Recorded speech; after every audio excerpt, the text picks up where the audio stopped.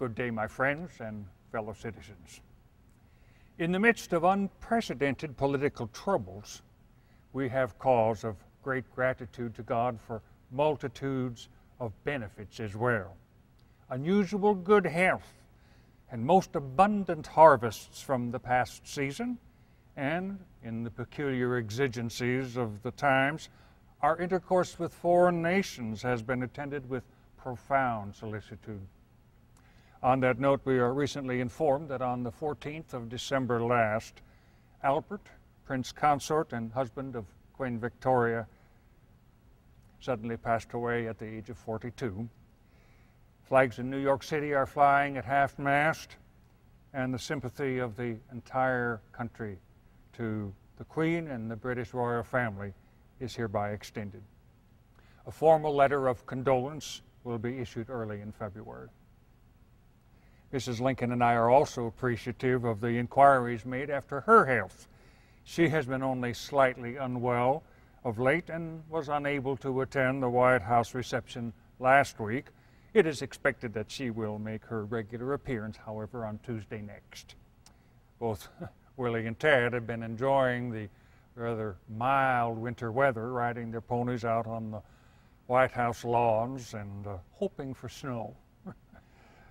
Willie is actually a little unwell himself at the moment, but should soon recover and has been enjoying himself indoors the past several days with reading. I think he and his brother nearly wore themselves out on January 1st in the reception here. New Year's Day brought many visitors to the People's House, which has actually been recently refurbished. Mrs. Lincoln is anticipating its formal opening on February 5th. Also attending the year now drawn to a close was the occasion of the President's annual message to Congress. Much of what was painfully uncertain only a year ago is better defined and more distinct now. And the progress of events is plainly in the right direction. The whole exception, perhaps, is in regard to the financial straits of the country. The Secretary of the Treasury has presented a new plan for addressing the financial state in which the country now finds itself, in large part because of the rebellion. The funding necessary for prosecution of the war has, but without intent, introduced some state of difficulty into the banking classes on Wall Street, and it has been announced by many financiers there and throughout the country that specie payments, coin, will henceforth be suspended. This suspension has caused much concern. My friends, I believe no duty is more imperative on government than the duty it owes its people of furnishing them a sound and uniform currency. Capital has its rights, which are as worthy of protection as any other rights. To secure to each laborer the whole product of his labor, or as nearly as possible, is a most worthy object of any good government. Therefore, an emergency legal tender bill has formally reported to the House by the Ways and Means Committee. This measure will, in the words of its sponsor, New York Congressman Eldridge Spaulding, prevent speculation by brokers, bankers, and others in government securities, and particularly any scheme which should double the public debt of the country and double the expenses of the war by damaging the credit of the government. Congress will be debating this issue over the coming month and should be voting on it soon. Also, and to the same end, an increase in taxation upon foreign imports, a renewal of the tariff, will be gradually reintroduced.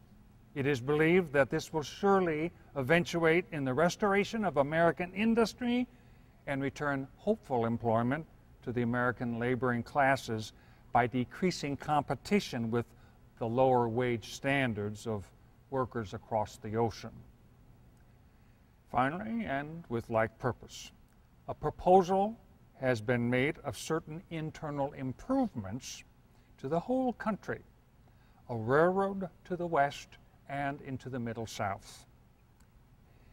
It is believed that these proposed elements will in fact lead to a speedy recovery of economic interests and a restoration of specie payments throughout the country. Early this month, I attended a lecture at the Smithsonian Institute by Horace Greeley, editor of the New York Tribune.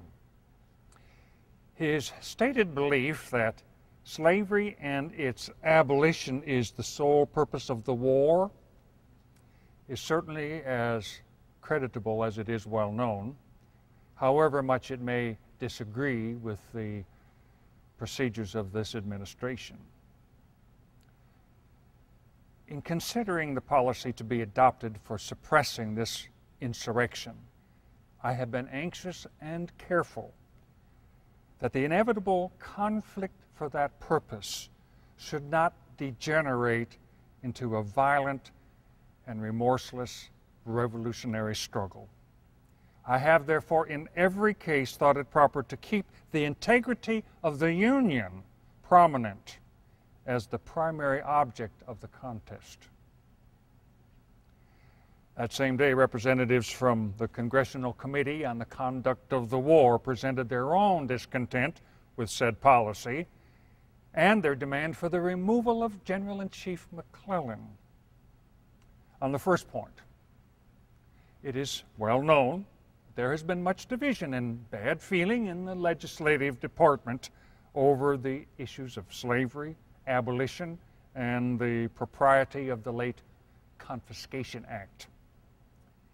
May I simply say that the authority of said act is based upon the well-known and unquestioned law of nations, permitting the capture of insurgent properties being used for purposes of warfare?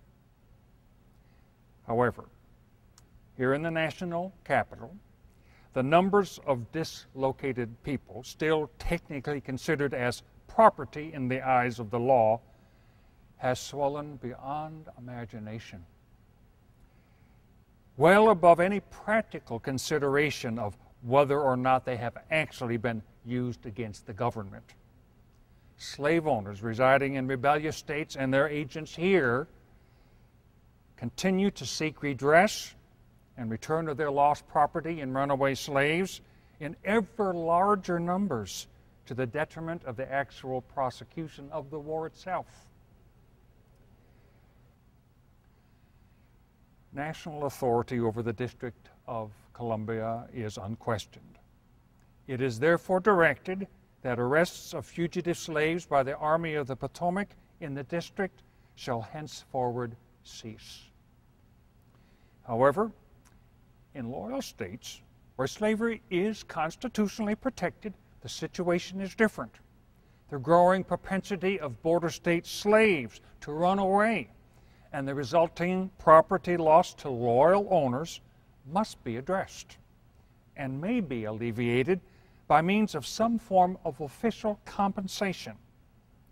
Those slaves then to be at once deemed free. It is therefore now recommended to Congress that such a plan for general compensation be considered to loyal slave owners in the border states. And in specific, a plan of this nature has already been proposed to the loyal slave state of Delaware and will shortly be considered by the state legislature. On the second point, there seems to be much general discontent with the progress of our arms, and more particularly with the leadership of General McClellan. It has been said that one bad general is better than two good ones. And the saying is true if taken to mean no more than that an army is better directed by a single mind, though perhaps inferior, than by two superior ones at variance or cross purposes with one another. So I wish to make plain, with both emphasis and candor, that the necessary confidence of the administration in General-in-Chief McClellan remains. Movement of troops will be made very soon in accordance with that confidence, and the credit of the people in the armies and navies of the United States has every reason to be sustained and renewed. I'm also pleased to note that General McClellan has recovered from his recent bout with typhoid fever. And finally, my friends, it is well known that over the course of the past month, Secretary of War Cameron has taken a position as Minister to Russia, a position of importance, I might add, in the current curious balance of European sympathies toward American interests. And it is expected that his able service in behalf of the Union will soon be felt in the court of Tsar Alexander II, which is in fact of critical importance in Europe at the present, especially in light of our recent difficulties with Great Britain. Edwin McMaster Stanton, former Attorney General of the United States under the previous administration, has accepted the position in his stead.